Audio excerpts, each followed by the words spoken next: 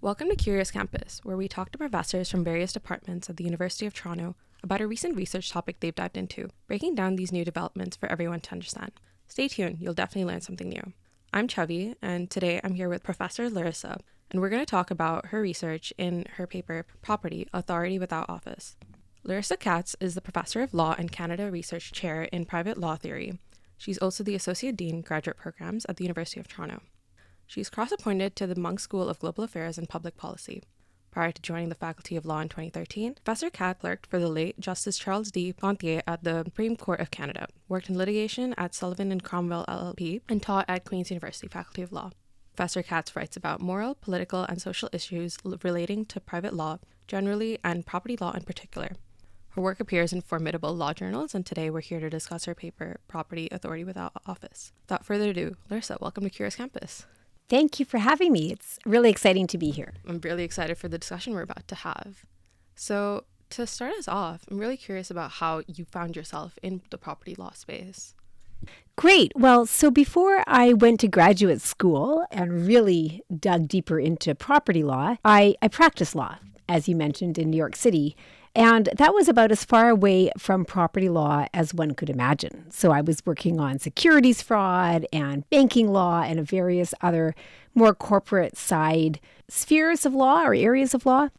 But in the back of my mind, I was always thinking about how law shapes society.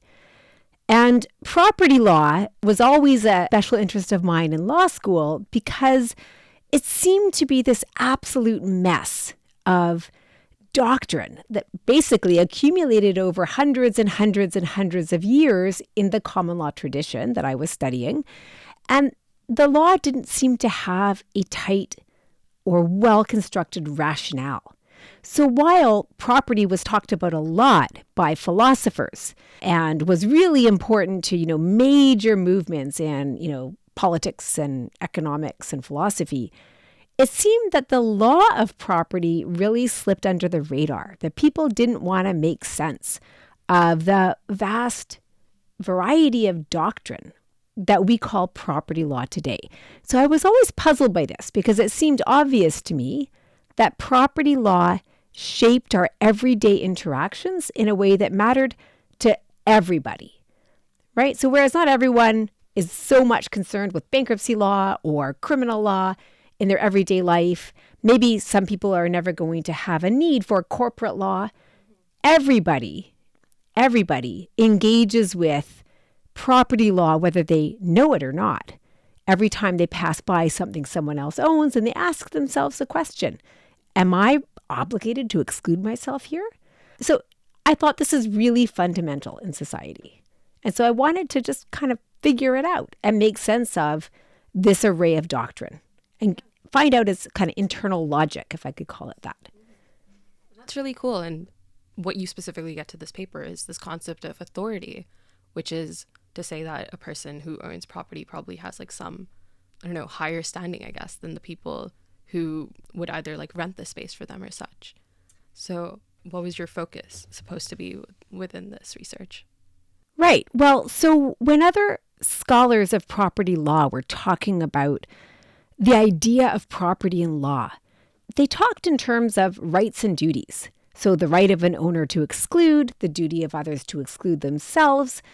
And they were mostly focused on that kind of interpersonal relationship between owners and non-owners. But what I was really interested in is what owners within their sphere of property rights, what owners had, what kind of position an owner occupied in law, not with respect to non-owners, but just in respect of the thing itself.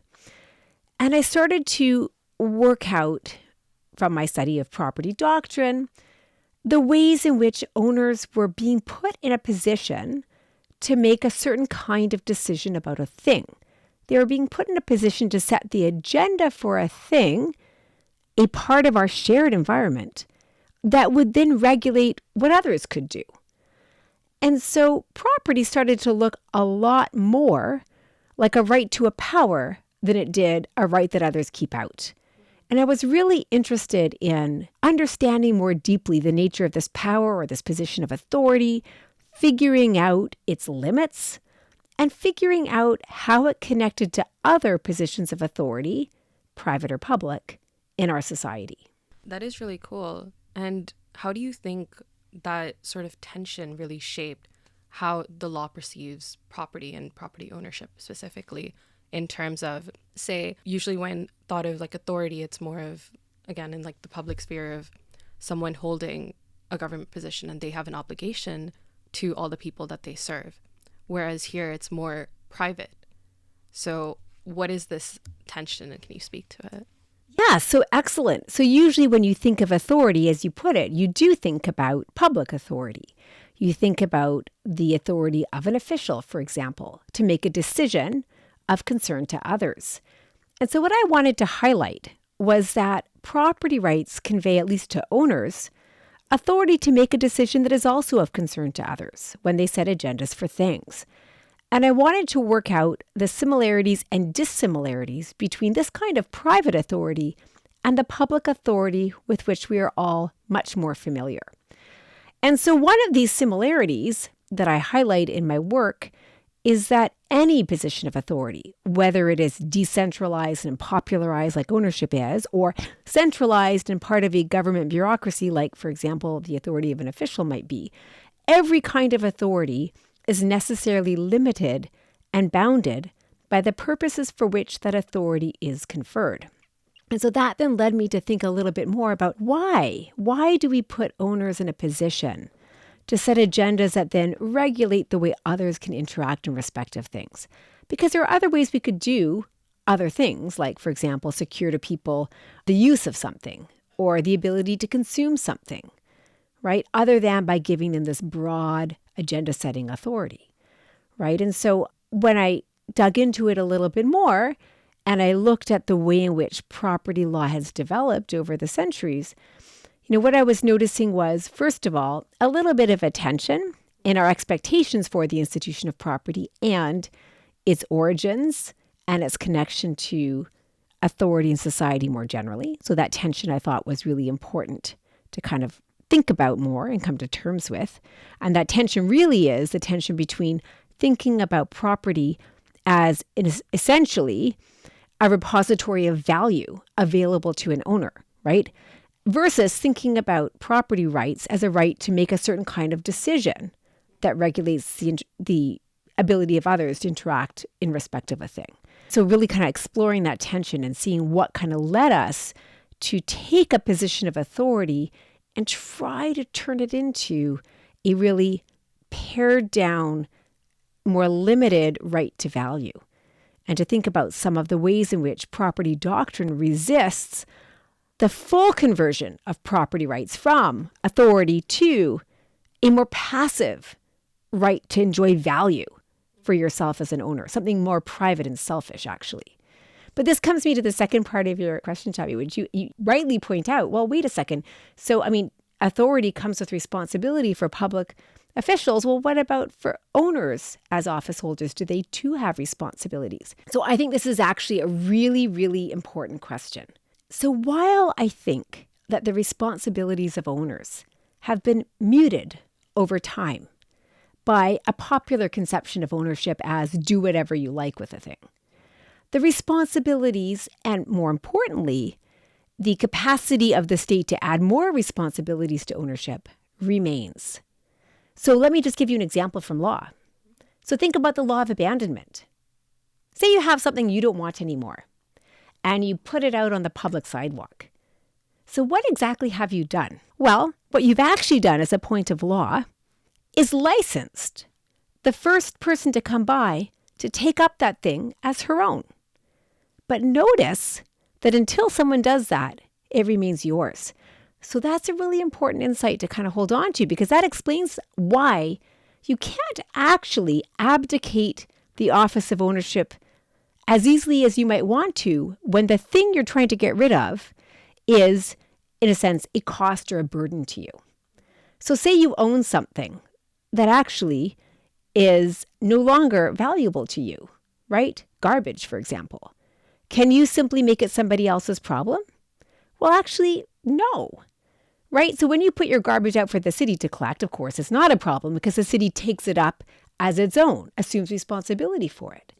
But you don't actually have, as an owner in law, the capacity to say, well, something is mine so long as it's valuable to me, and I get to decide when it's just somebody else's problem when I don't want it anymore.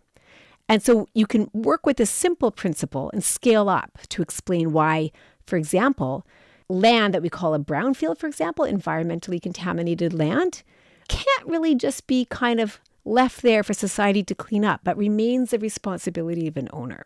And there's lots of other examples where the nature of ownership as a position of authority, in a sense, rears its head unexpectedly to those of us really used to the rhetoric of, sort of late day capitalism, that property is just there, as long as it is bringing value to you, that there are no responsibilities attached. So bottom line, ownership comes with strings attached. That was like a really great response to it. And I'm very curious, like, what really led to this being a problem in the public sphere, though?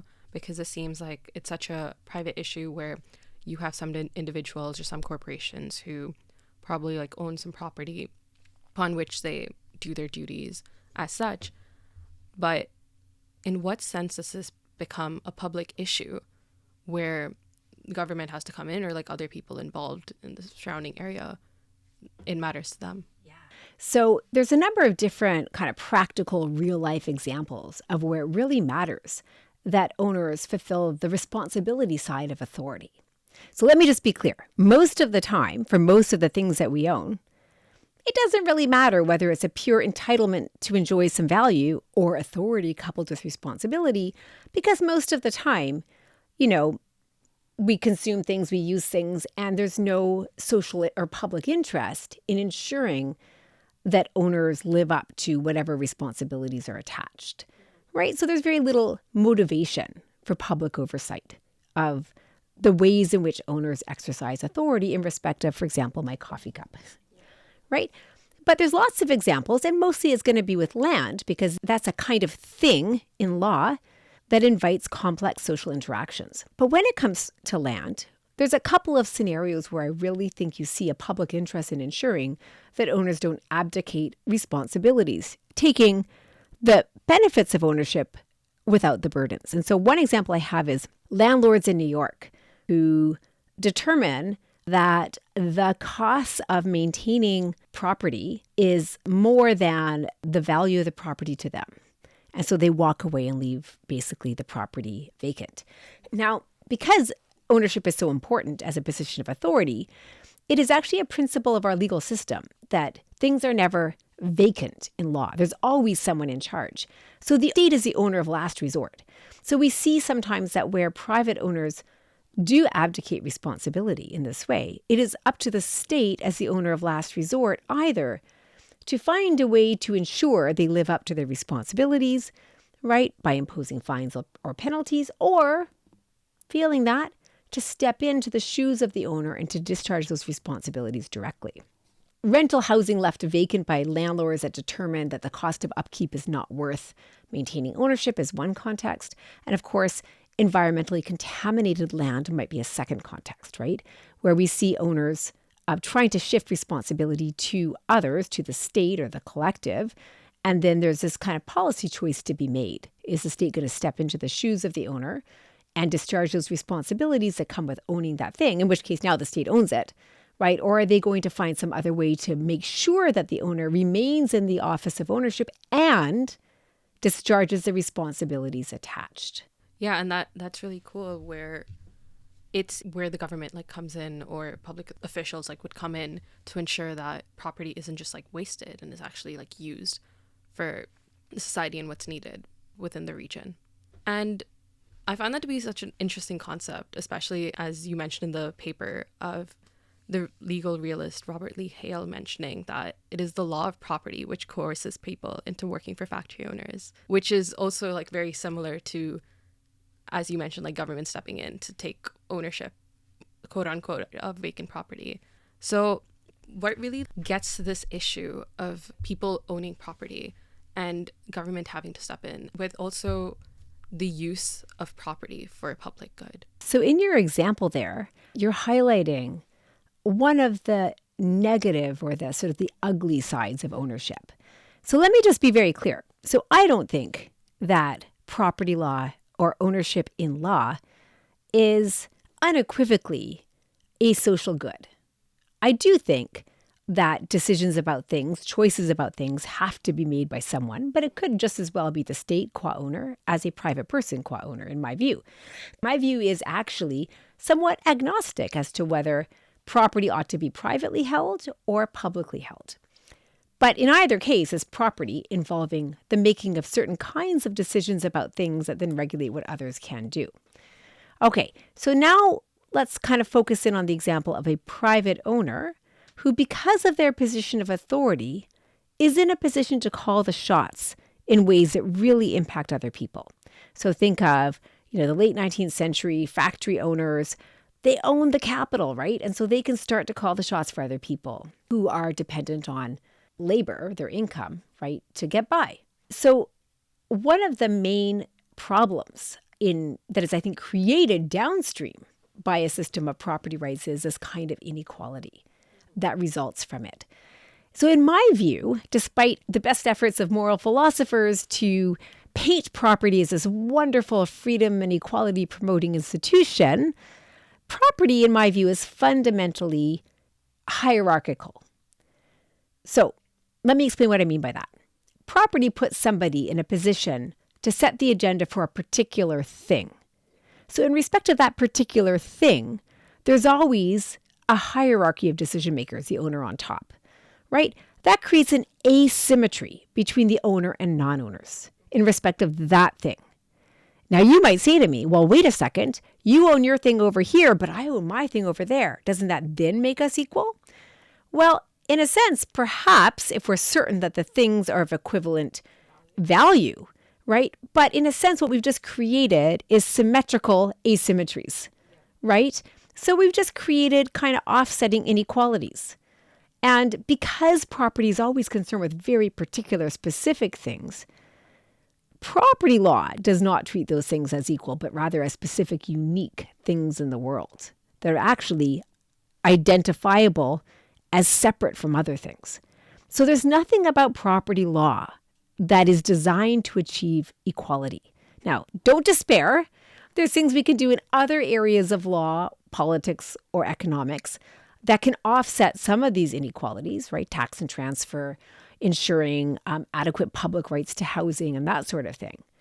But in my view, the kind of authority that owners have in virtue of owning something is fundamentally hierarchical.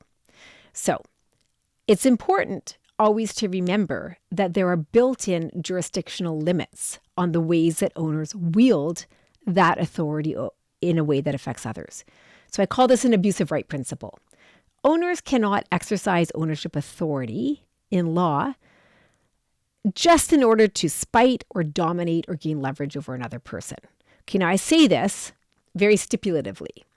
So I want to be clear that this is in my view, something that follows from the very idea of ownership set out in law, but it may not be a doctrine that in all systems of law gets legal expression in the way it should, in my view.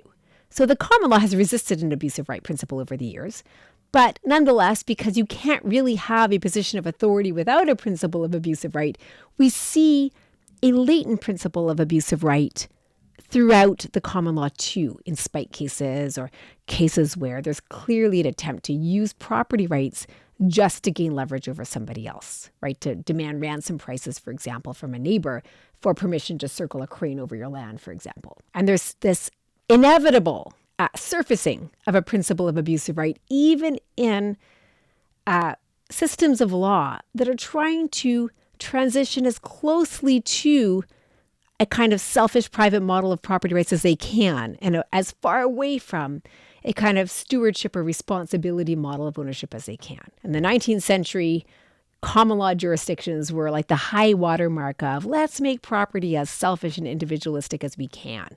But even then, they were working with an idea of ownership that they had inherited from a common law tradition that conceives of ownership as a position of authority, which thereby implies limits on the way in which that authority is exercised, that then is available for a court to find and to give legal expression to in a decision, and certainly available to legislatures to codify in statutes. That is so cool. So what are the issues then, I guess, from the public lens through which law is created for these private property owners to create their own rules and law for how they govern their property? So I love the way that you put that, the way that owners create their own rules and law for their thing.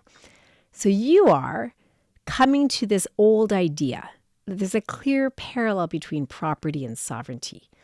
And in a sense, the parallel lies in the fact that the office of the sovereign has the authority to decide one kind of question, and the office of ownership has the authority to decide a different kind of question, right? So the sovereign with the right to rule, to govern more generally, is deciding and making laws for people within its territorial limits. At least this is a kind of traditional view of the territorially bound sovereign.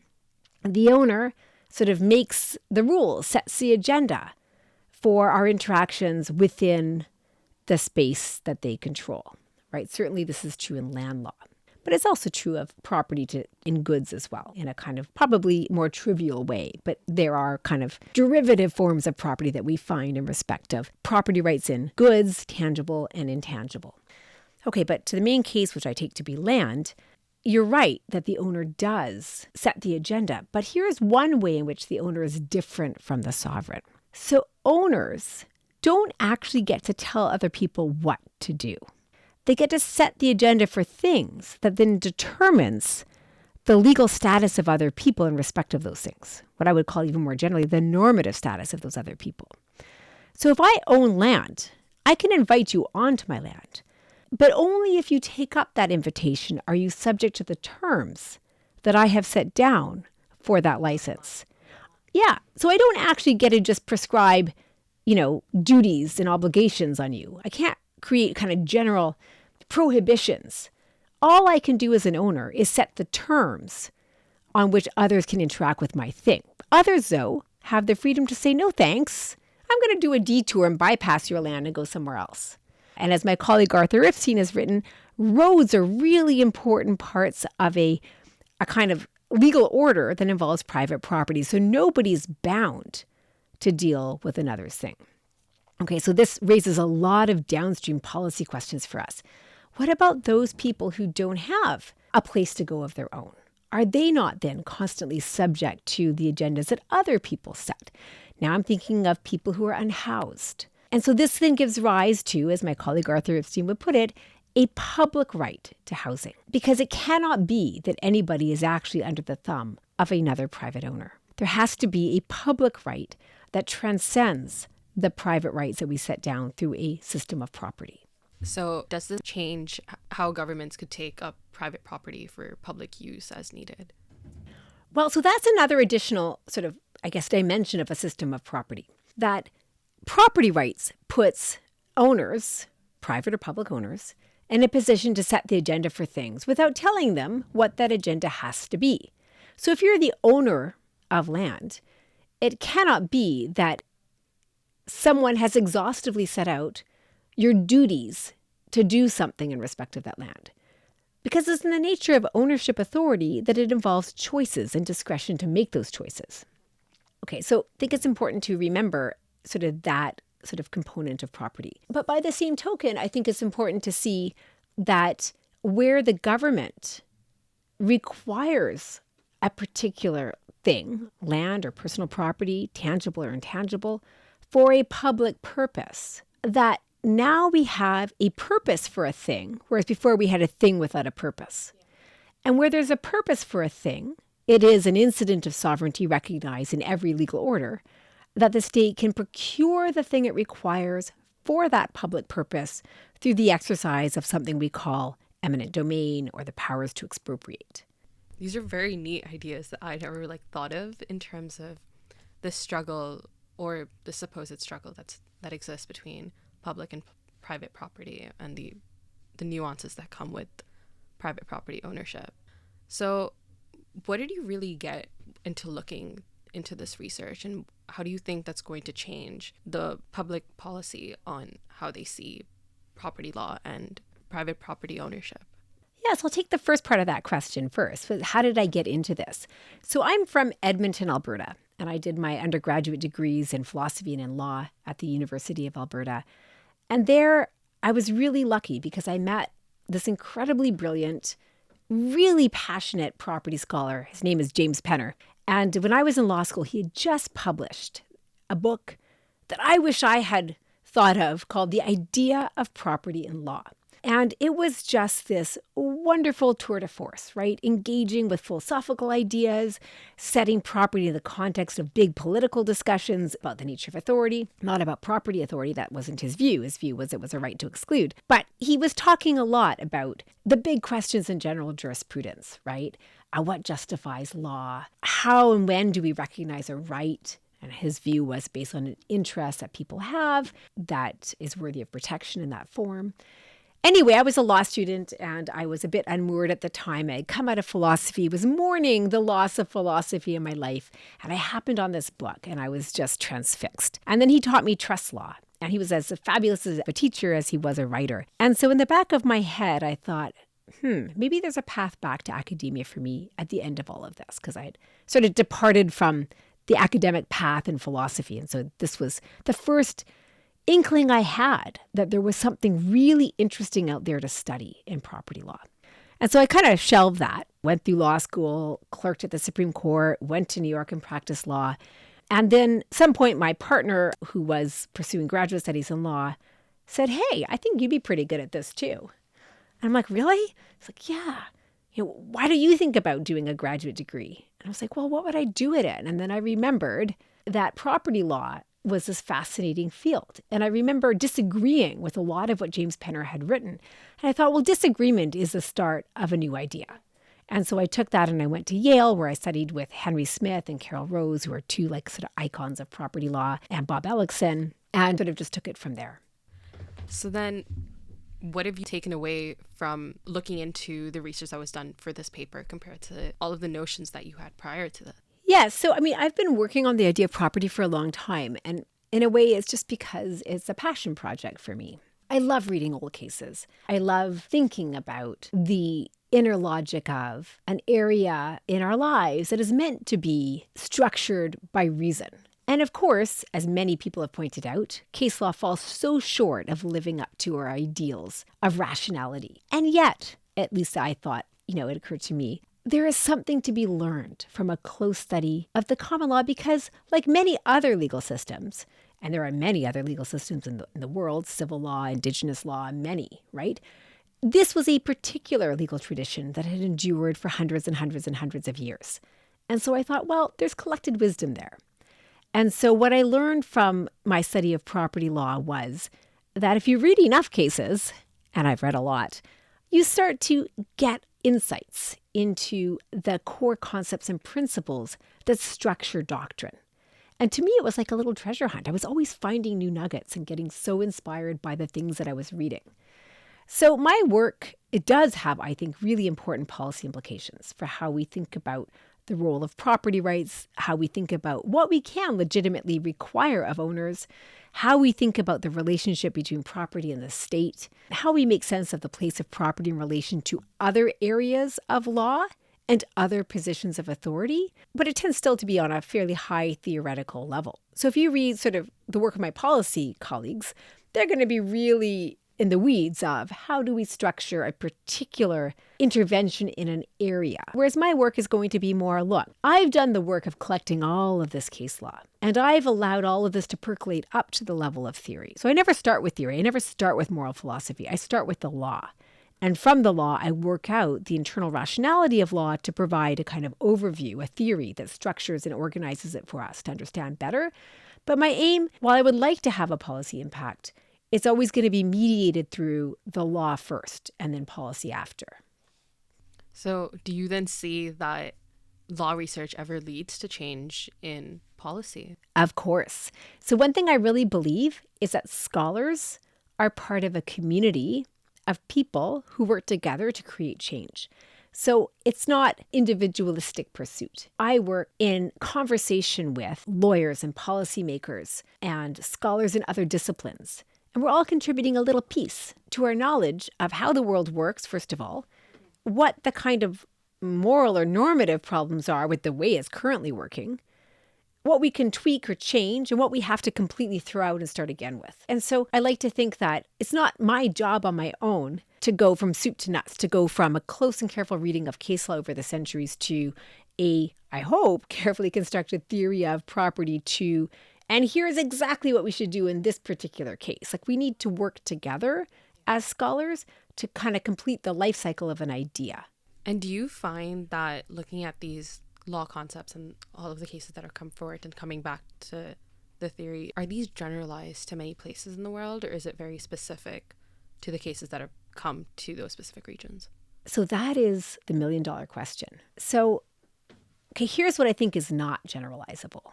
What's not generalizable across societies, across time and place, is a commitment to what I call a decentralized, popularized system of property, i.e. private property. There is nothing about the idea of property that requires that it take the form of private ownership. You could have agenda setters that act as a collective. You could have public agenda setters, the state, for things, right?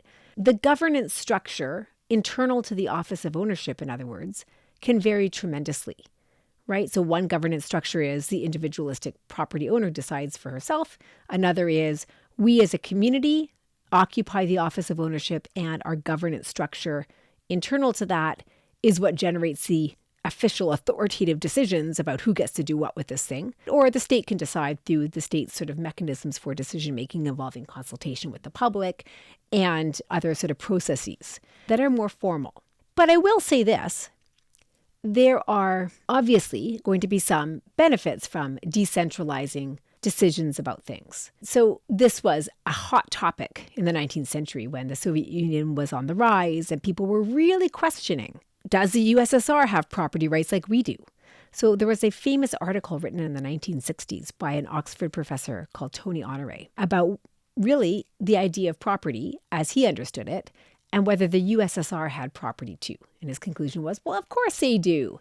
Maybe they treat more things as off limits, but people are going to own, I don't know, to put it facetiously, their underwear. There's things that are yours, right? As he understood it. Now, the way I understand it is a little bit different. I think that wherever there are choices to be made about things, there is property. And then the only question is, where is that property lodged? With a collective, with a state, with an individual? So there's a lot of room there for communal ways of organizing decision making. That is really cool. And did you get anything specifically for the research for this paper that has changed your perspective of property ownership as a means of authority? Yeah, so I think I've come to a couple of sort of preliminary conclusions. So the one thing is that in terms of the justification of property, given its nature as a position of authority, property needs all the help it can get. It's not something that is self-evidently justified. Why should anyone be in a position to make decisions about a matter of shared concern? Because things in the world form part of a shared environment for everybody. So it's not the case that when you privately own something, you have somehow severed it from the world in which others are operating and removed it to some sort of black hole that others can't access. So it's still out there. You're just making decisions about it that affect the lives of others. Now, there's a contingent empirical question. How much does your decision about a particular thing actually affect the lives of others?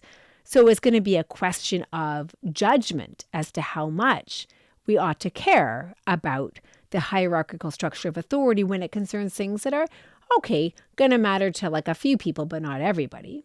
But I think generally, wherever we see the establishment and legal backing of positions of authority, we really want to probe its justification more. So it's made me think a little bit about some of the very pat answers that people have given in, political or moral philosophy.